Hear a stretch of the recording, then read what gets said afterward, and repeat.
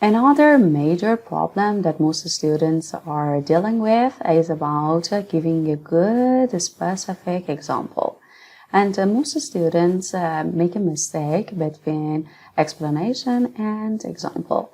So while they are trying to give examples, they just go for elaboration and describing the facts, and they think that they are giving examples.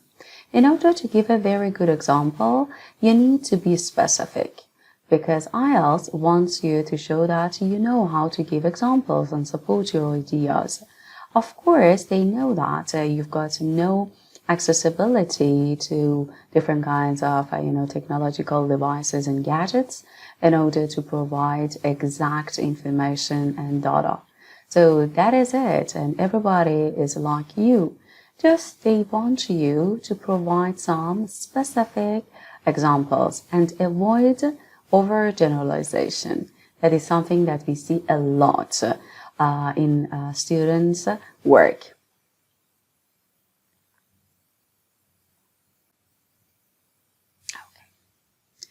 So, examples. The example must prove and support your main points.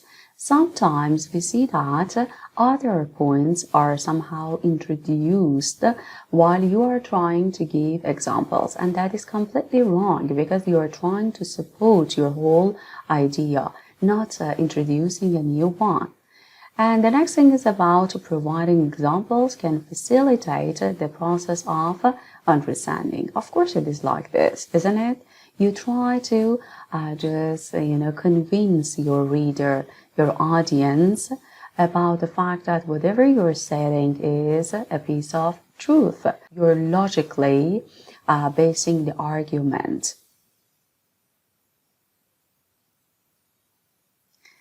So, examples do not need to be true, but they must make sense. As I told you previously, the IELTS test knows that you have no access to different kinds of technological devices and platforms, but you should make it in a way that is believable.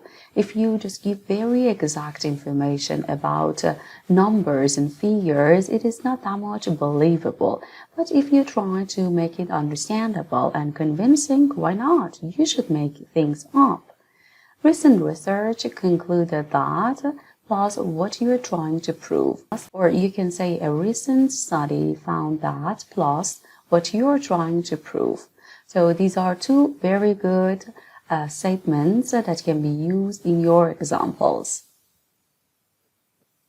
Do not worry if it is not making sense right now, because you've got a lot of information right now and you need some time in order to have them processed and digested. So please give yourself that time in order to understand everything in a much more better way and understandable one. This is going to take further implementation and practice. It is like the classes. The first time that you hear something, because it is new, it doesn't make sense. But with the passage of time, when you practice, you will see that how easy it can be. Like, for example, taking the driving class. In the beginning of the class, if you have no background about it, you would be somehow overwhelmed and confused. But with the passage of time, you will understand what to do and what not to do. And after some period, depends on the person and the character, you will really get the hang of that, and you will do things in order automatically without even putting any thoughts on the process and the steps that you were really worried about. The two ideas in your introduction will become your two main body paragraphs. So it is very clear, isn't it? We've got two main ideas in order to agree, and if we want to disagree, we need to for our disagreement. So the main body paragraph one for me is about concern about the risk of stress-related ill health, and the main body paragraph 2 is about a sense of fulfillment at work. Main body paragraph 1 concerns about the risk of stress-related ill health. The topic sentence is employees earning a large income are generally under significant mental and emotional pressure to perform well and achieve targets.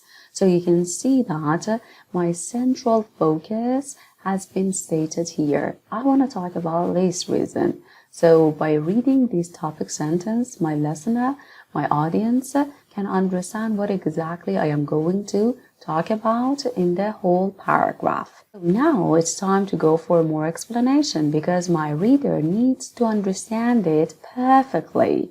Nothing is clear to them. Those who are exposed to this experience high levels of stress, which can negatively impact both their mental and physical health. So I am just trying in order to give you more information so that everything becomes obvious for you. Another explanation. There is no denying the fact that human beings are fundamentally in dire need of peace of mind, so as to level up their potentials to not only enjoy a higher standard of living, but be productive members of society. So as you see, I'm just really trying to make you fully understand of what actually the story is about. And now we should be looking for a very nice and to the point example. This happened to my uncle. He used to boast about his huge salary, but the boss kept increasing his sales targets, and in the end, the stress became too great and he had a nervous breakdown. Now he regrets being driven by the money.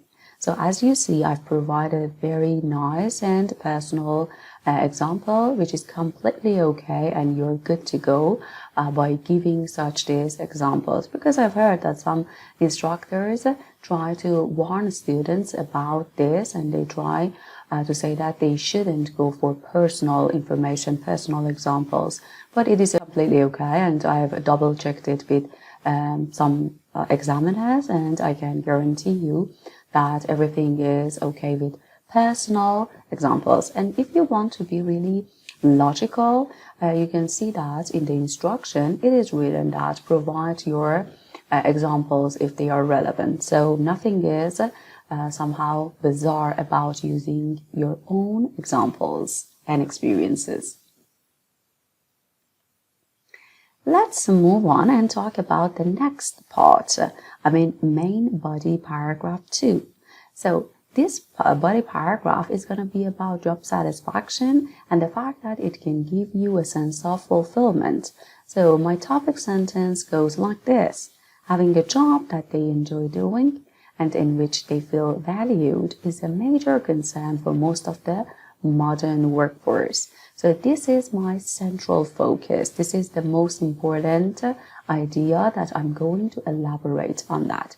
Remember, after introducing your topic here, topic sentence, you shouldn't add anything new. You should just go for explanation and description. A significant number of people are giving up well-paid positions to do jobs that pay less, but that they find more enjoyable and less stressful. I need more data, I need more explanation. They passionately believe that a lucrative occupation cannot fulfill one's fundamental requirements, and these can be considered as a major driving force for prioritizing monetary reasons less than peace. Cool. It is not something really fancy or difficult, it is really understanding. Okay, and your explanation should be like that because your function actually goes with simplicity. They should clarify the issue for the audience, not make it even much more complicated. There we go with the example. I am an example of this myself. A year ago, I left the teaching profession because the workload had become too great, and I am now a gardener. I feel really fulfilled in this work, and I am much more relaxed and happy, even though I earn far less money. So a very nice, to the point, specific and personal example has been given here that clarifies everything with my main idea. the last part, the conclusion part. Can you believe it? We finally reached here. So here, for writing a very nice conclusion, you need to take some steps as well. So the first thing that you should be looking for is about reiterating opinion and summarizing the information, the main ideas. So let's see what we exactly mean here. So what is a conclusion? This is where we state our opinion and of course we summarize our main ideas. Remember, your opinion, your idea has to be stated in both parts, introduction and conclusion. And of course, if you're determined to get a high band score, it has to be seen and detected throughout the whole essay, because it is one of the most important factors that has been explicitly mentioned as a must for a high band score like 7. We need a linking device, we need to reiterate our opinions, and we need to summarize the main points. So before getting into that, let me just give you some tips. Show your vocabulary range in other parts. Here, try not to introduce anything new, because sometimes as you are trying in order to be really innovative and creative, you start another argument without intending to do so. So in order to prevent these kind of instances, try to restate what you've previously mentioned and do not introduce a new topic. Do not worry about repetition, because a lot of students tell me that, okay, but we should have a very huge amount of knowledge. We should pay attention to our vocabulary range. Isn't it like that, teacher? And I should tell you, yes, exactly, you're definitely right. But the conclusion part is not a place to show off your vocabulary or to introduce new topics or, something like that. Because the function of conclusion is to restate whatever you said. Just let's put it like this. Even if I do not read your introduction or your main body paragraphs and I just want to read your conclusion, I should be okay understanding what exactly you have said in the previously written parts in your introduction and body paragraphs. Isn't it huge? Just imagine, instead of reading 4 paragraphs, I just read 1 paragraph, and if you've done a great job, I should be able to understand the whole story. That is amazing. That is really the beauty of the language. Remember, I'm not encouraging you to go for the exact words, because of course, the more variety you can show, the higher your band score would be in that regard. But what I'm trying to tell you is about the fact that you shouldn't introduce any new ideas here. It is not a place for that. Don't worry about repeating your opinion again, but this does not mean that you can copy the same words. As we previously discussed, you should be looking for different kinds of synonyms or different kinds of structures. So you need to restate what you said, not copy what you said.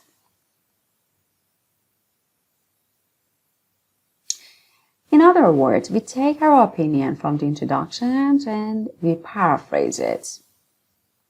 This makes it very simple to write a conclusion and ensure your opinion is clear throughout. Remember, it is a must for a high band score.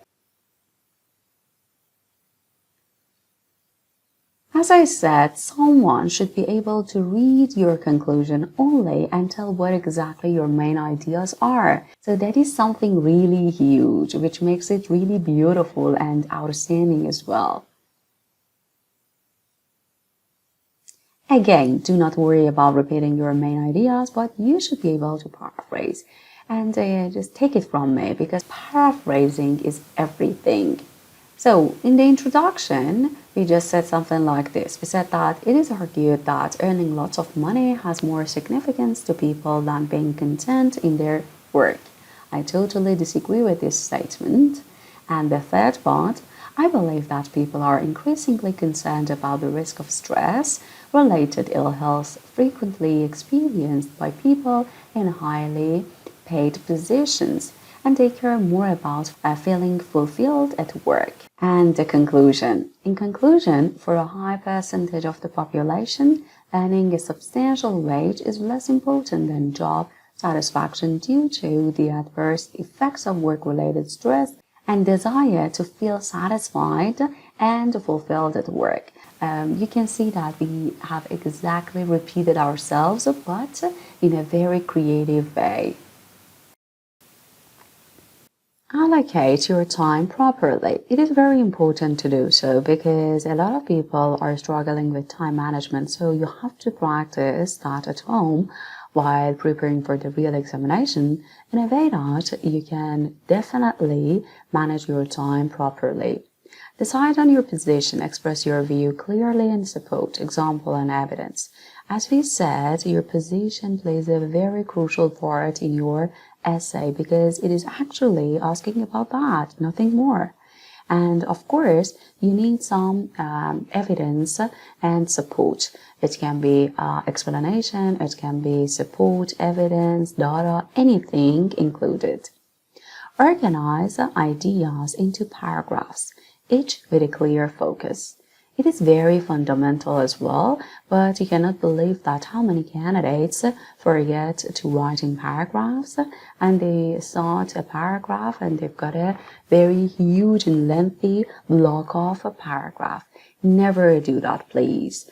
Paragraphs are very important in English language. While they might not be that much important in many other languages, but in English language, they've got a very key role to play. Use a range of vocabulary and grammatical structures. If you are intended to get a high band score, it is necessary for you to show the examiner that you've got a good amount of knowledge with regard to grammar, structures, and vocabulary. Imagine that you start talking, but you do not give a lot of information. So how can I get to know who you are? Because you haven't talked about yourself. You would just say something like your first name and your last name. So how can you possibly expect me to give you more information about yourself as a psychologist, for example, or a therapist? You know, I'm sure that you can relate to that. So you need some information in order to show what exactly your level is. Whether you are a 7, for example, band achiever, or you are a 6. You know, based on what you present, your score is gonna be clarified. So remember, presentation is very important. As you know, if, for example, you are really skillful in a very specific ability or skill, but you cannot talk about that very specific skill that you really are good at, and you cannot even show it in practice, you cannot expect someone to employ you, to hire you, to recruit you. Am I right? Analyze the task and relevant content. So analyze the task firstly. Just understand what kind of information you should be looking for, you should be addressing, and give the exact information. Because sometimes, as far as we are under a lot of pressure, we feel overwhelmed and anxious, and we just want to start writing, and that is a big mistake, because that way we will be screwed. Use a variety of linking words to connect and sequence your ideas. It is very important as well, because linking devices can make your writing much more developed. While you're talking about contrast, you can show it by using something like in contrast, while, whereas, despite this, unlike that, although, however. Can you see when you take a look at these words, you will definitely understand what the next information would be like. As I mentioned previously, you should be avoiding from any kind of lists like bullet points, headings, and numbered lists, because it's an essay and it has to be in paragraphs. Allocate your time properly. So you should practice it in a way that you are really prepared for the day of examination, because a lot of things will go on, and you need to be really confident. Check your work carefully. Know your usual mistakes and look for them. Everybody has a very specific, list of repeated mistakes. For example, when I was a child, I remember that when I wanted to write which, I actually used to forget that H. So I would write something like WICH, and it just kept repeated. And that might sound very, stupid now, but it was a big problem for me. And I didn't pay attention to that, I didn't just fix it because I wasn't aware of that. Even though my instructor made it so clear for me by different color code and stuff like this, I was ignorant. But suddenly I said that, wow, it is just being repeated, this mistake. So please be aware of that. And never have I forgotten about that mistake. So even right now, when I just write, I know that I made that mistake. I'm not doing it anymore. It's very important as well, because you should make sure that your focus is on the language. Sometimes we are looking for different kinds of, shortcuts, but we forget the fact that the most important thing that we have to be really focusing on is about the language itself. Just try to focus on the language and surround yourself with it. Set targets for your preparation. Say that, okay, every day I will do that. Every day I will study for an hour. Every day I will write an essay or something like that. Just do it in a way that is really practical and realistic for you. But you should be doing these kind of activities if you really want to see a huge improvement. So, of course, you need to go for academic or general training, depends on your circumstances.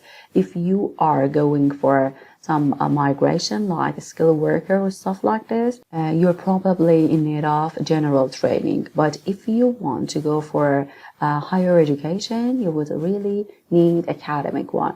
But as a piece of advice, I should tell you that you are the responsible person to make it clarify whether you need academic or general training, because there are a lot of differences and exceptions.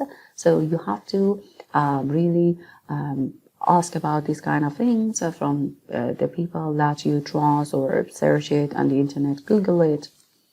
Know how you'll be scored. It is very important. The way of scoring is very important, and you should know that if you get a 5, so you should understand that a 5 means what? What are different kinds of elements that you need to improve in order to change it into 5.5? And after that, what kind of factors need to be addressed in order to make you a 6 band holder? So these are very important, and I will definitely work on them and produce more content on this specific topic as well. IELTS preparation courses focus more on test taking than language school. It's very important because sometimes IELTS candidates are not really prepared or ready for IELTS techniques because their general English is not that good. So you should know the fact that when you participate in IELTS classes, they are going to teach you some techniques or strategies, but they are not that much into language skills. So you should firstly focus on language skills, and as far as they are good, based on the score that you are in need of, you can go for different kinds of techniques with IELTS intention. With IELTS intention. Okay, so everything is done, and I can tell you that our class is done now, and I hope that this class is really useful for you. I've done a lot in order to have it gathered. You might not, understand it. In order to gather the material, prepare the content, make the slides in order to be really appealing to you, and the voiceover and stuff like this, editing and the whole process.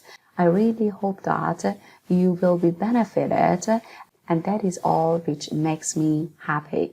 Meanwhile, please smash the like button, because that is the way that you can show your appreciation. When you love, when you like something, when you enjoy something, or when you think that something is of a great value, show it to the producer, because we will be really happy understanding the fact that someone, even a student in the whole world, has used this material and has gained some insight. I hope that you like it and you will learn a lot out of it. If you've got any ideas, please share it with me. I will be really happy to read your comments. See you later and bye.